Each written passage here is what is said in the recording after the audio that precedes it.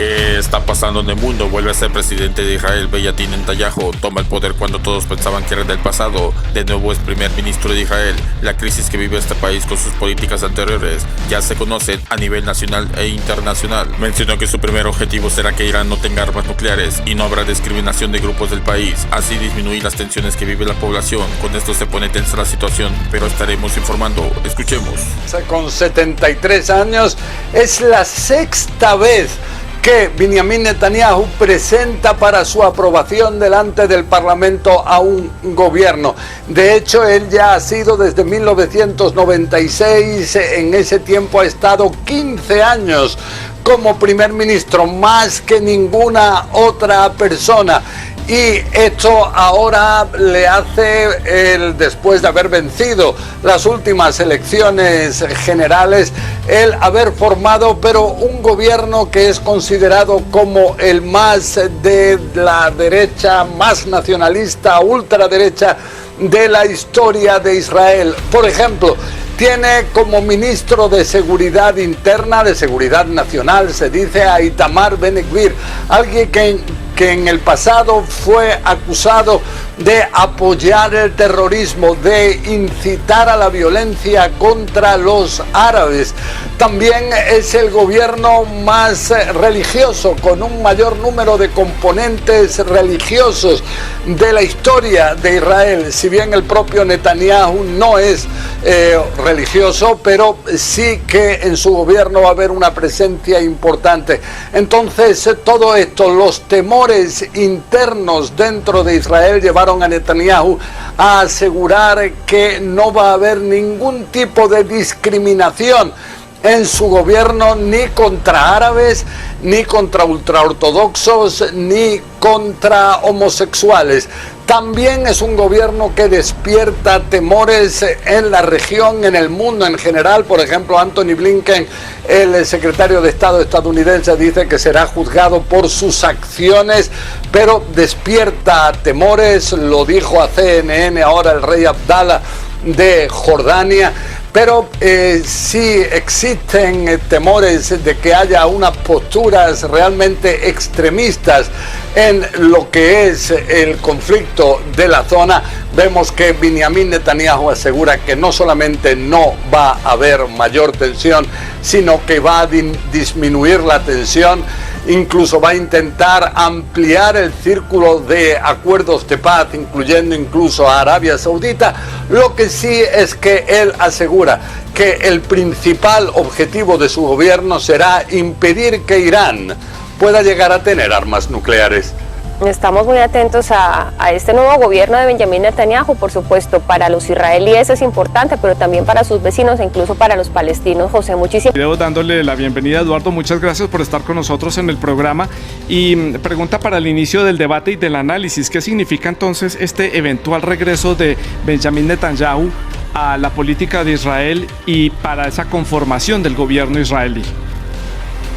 Gracias por la invitación, un gusto estar con ustedes. Bueno, si se confirma efectivamente cuando se haga el conteo la victoria de Netanyahu y la alianza con los partidos que esta vez lo apoyarán para una coalición, no parece tener los 61 votos que usted mencionó, sino más, tener hasta 64 o 65. Eso es un cambio sustancial de los últimos años en que no se lograba una mayoría sólida. Y eso lógicamente no le hace bien al país no para desarrollarse, porque Israel está desarrollándose en forma vertiginosa, pero sí para establecer un programa de gobierno por lo menos en 4 años, si hay en un año y medio 4 o 5 elecciones porque no hay mayorías parlamentarias. Esto le da una solidez diferente a cualquier gobierno que venga, y eso es lo que ha manifestado evidentemente la población israelí, votando de esta manera.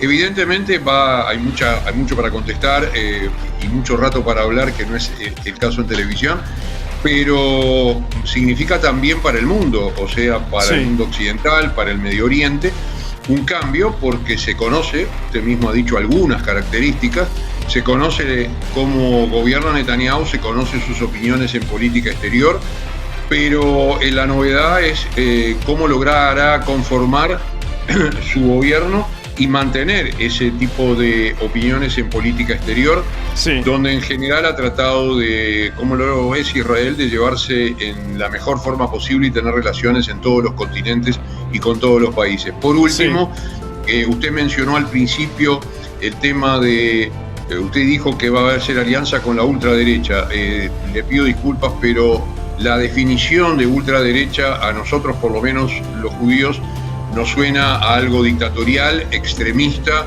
y nos hace recordar épocas tenebrosas de los años 30.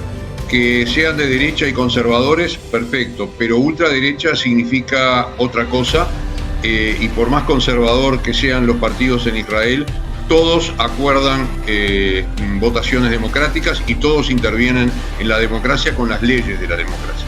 Importante esa aclaración y punto de partida de Eduardo Kohn en la ciudad de Montevideo. Paso a preguntarle entonces a Gabriel su opinión, lo que significa este eventual regreso cuando sean confirmados por parte de la autoridad electoral israelí, este triunfo, pero a boca de urna, como lo decía al inicio del programa.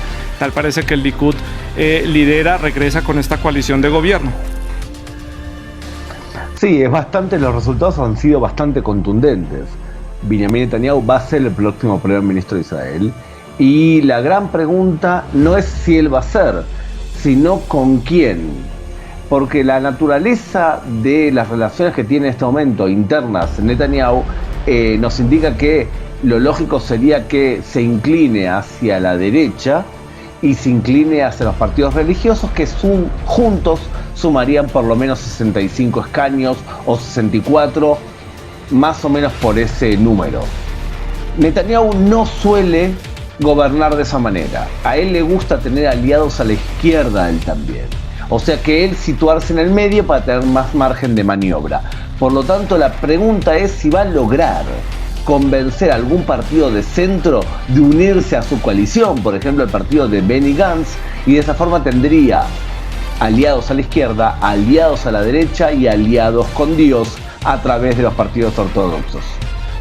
Entonces, de acuerdo a ese escenario que usted describe, Gabriel, ¿podría entonces haber una negociación con algún partido de derecha, con el escenario político como está el país, con esta crisis que lleva presentando desde hace 4 años? ¿Estará fácil esa negociación con el centro y con esos partidos de un espectro un poco más alejado del de el Likud?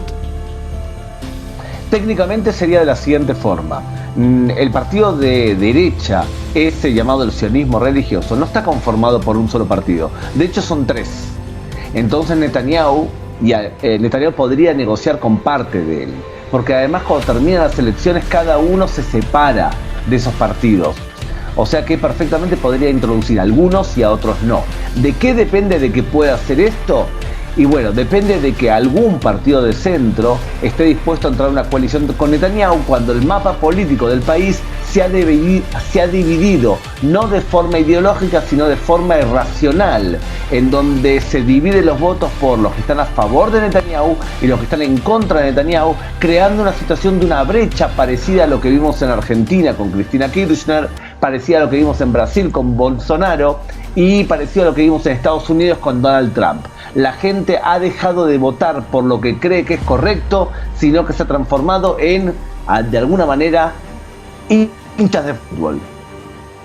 Le doy ahora la palabra a Eduardo en la ciudad de Montevideo, teniendo entonces un poco más claro, tratando de entender esta política israelí desde el lado latinoamericano. Eduardo. La situación geopolítica en el mundo está muy difícil. Vuelve a ser presidente de Israel Benjamin Netanyahu. Toma el poder cuando todos pensaban que era del pasado. De nuevo es primer ministro de Israel. La crisis que vive este país con sus políticas anteriores ya se conoce a nivel nacional e internacional. Presidente de El Salvador, Nayib Bukele, manda mensaje de fin de año en el que la familia de El Salvador viven con más tranquilidad y las pandillas fueron vencidas. Te invito a ver el video. Discurso del presidente de Ucrania en el Congreso de Estados Unidos. Fuerte mensaje de Ucrania para que le proporcione más apoyo militar y más sanciones a Rusia. No se rendirán y lucharán por su libertad y democracia. No te pierdas próximos videos. Suscríbete y escribe tus comentarios, cómo ve la situación y activa la campanita. Gracias.